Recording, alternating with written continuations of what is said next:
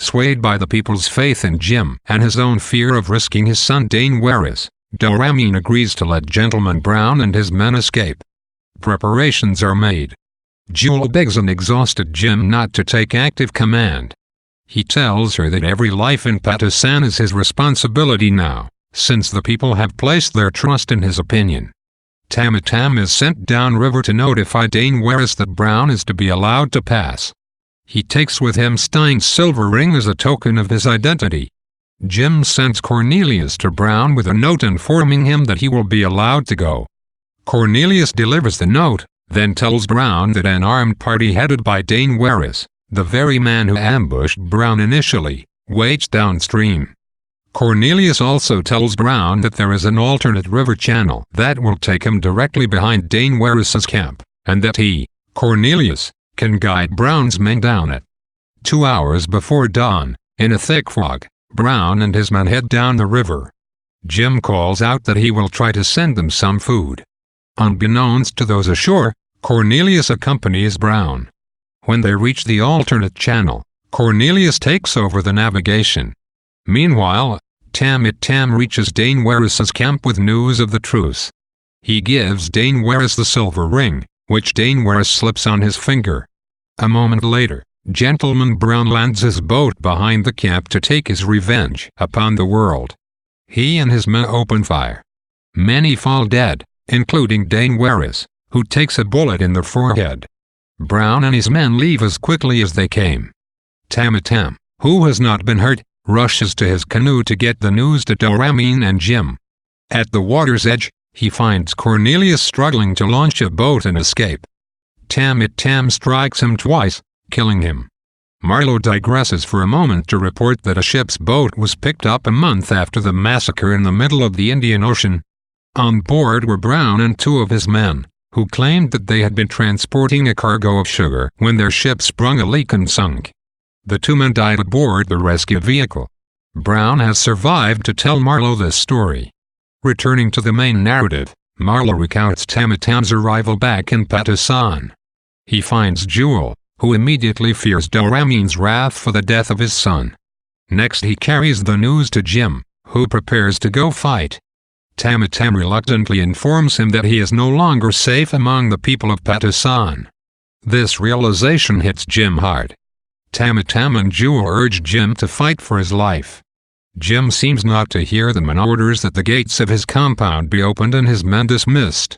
Daenwarus's body is brought to Doraemon's courtyard. Stein's silver ring is found on his finger. Doraemon lets out a bellow and the crowd begins to murmur, realizing that the ring could only have come from Jim. Jim prepares to leave his house.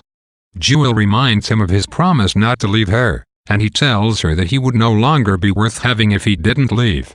He departs for Doraemon's. Tamatam recalls the frightful aspect of the sky, and Marlowe notes that a cyclone passed near Patusan on that very day. Jim arrives at Doraemon's. Approaching the old man, he declares himself sorrowful and unarmed. Doraemon stands, sending the silver ring rolling toward Jim. Doraemon shoots Jim through the heart, and Jim falls dead. Marlowe ends the narrative reiterating the dark, romantic nature of Jim's life and his extraordinary success. Yet, for Marlowe, Jim remains inscrutable at heart, and the meaning of the narrative is still in question. It is Marlowe, not Jim, who has the last word on Jim's life, noting simply that he is gone, inscrutable at heart. The word heart has been associated with Jim over and over again.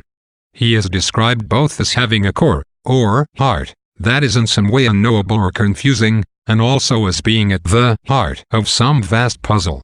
The doubled use of this word points back to some of the earlier incidents of confusion over language, water, jewel, and the failure of language to have a definitive meaning. Jim's life has no definitive meaning either. The 2 hearts associated with Jim are also suggestive of one of the fundamental problems of the novel. Is Jim in fact representative of something larger than himself? Is there an us that he is one of? Whether he is at the heart of the inscrutable or merely inscrutable at heart is the fundamental question Marlowe must answer. By deferring to Stein, and speaking of Stein's approaching end, and by finishing the narrative in a manuscript rather than in another session of storytelling, Marlowe avoids the question. Perhaps it is a question that cannot be answered at all. As Marlowe notes, some days Jim seems very real to him, some days Jim seems not to have existed at all. As Marlowe notes, Jim has gone away from a living woman to celebrate his pitiless wedding with a shadowy ideal of conduct. Marlowe thus assigns Jim's story to the realm of romance. The ending of Lord Jim suggests more of a fatal collision between romance and realism than any sort of viable, pure romance, though. Jim's choice of the shadowy ideal of conduct has led to the deaths of Dane Werris and other men, and to the destruction of Jewel's world. Had Jim not dwelt so fixedly on his failure in the Patna incident, he would have ordered the deaths of Brown and his men, and all would have been well in Patusan.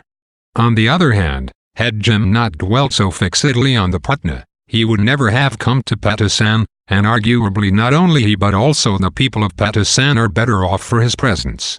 Idealism and notions of heroism led to nothing but paradox and sadness. This novel has more in common with Hemingway's tales of damaged and disillusioned men or Tis. Eliot's narratives of the forlorn and impotent than it does with earlier works in which moral upstandingness leads to death with honor, if not a happy ending complete with riches and beautiful women.